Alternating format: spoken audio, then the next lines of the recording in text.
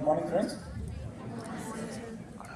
Respected dignitaries, Shri Gangadhar Rao Garu, Vice Chancellor, Acharya Nagarjuna University, Professor Sivaram Prasad Garu, Rector, Professor Simhathalam Garu, Registrar Garu, RVSN Ravi Kumar, OSD Garu, and my dear principals of Acharya Nagarjuna University, and dear friends, I'm happy to be here amongst all of you. I wholeheartedly congratulate you for getting selected and joining me in this prestigious Institute of Andhra Pradesh.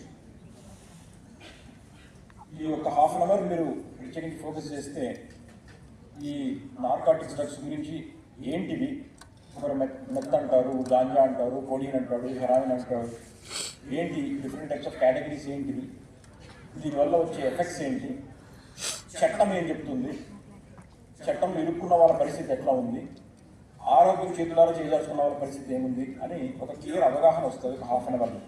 అంతకంటే ఎక్కువ time నేను తీసుకోను. But this comes with practical application of points which we have seen in the field. So మేము క్లియర్గా చూసాం కాబట్టి మీకు క్లియర్గా అవగాహన ఇవ్వగలుగుతాం.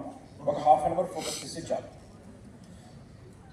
సో మనం ప్రతిరోజు పేపర్లో చూస్తుంటాం, ప్రతిరోజు పేపర్లో కనబడుతుంటుంది. బెంగళూరులో 2 Tanzanian nationals caught with 10 kg of MDMA, 8 kgs of hydro ganja for ₹28 crores. ఇది ప్రతిరోజు వచ్చే పేపర్లో news.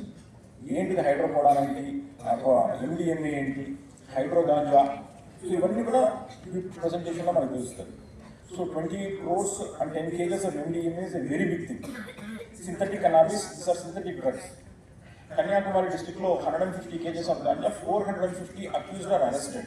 Times of India.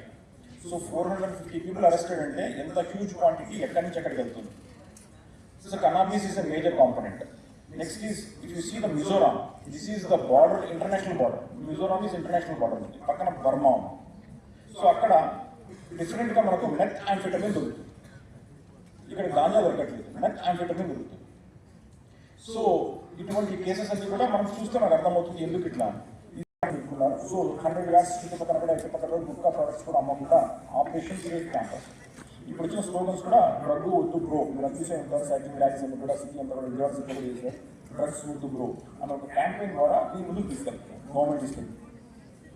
So enforcement action చూస్తే ఎన్ని కేసెస్ రిజిస్టర్ చేశారు చూడండి, 1875 కేసెస్ రిజిస్టర్ చేశారు. ఎంత మనము అవేర్నెస్ క్రియేట్ చేస్తున్నా కూడా 1800 కేసులు పోయిన సంవత్సరం, 1400 కేసులు ఈ సంవత్సరం, 5000 మందిని అరెస్ట్ చేశారు, 800 వెహికల్స్ సీజ్ చేశారు. ఇంత అవేర్నెస్ ఉన్నా కూడా తప్పు చేస్తారు కాబట్టి.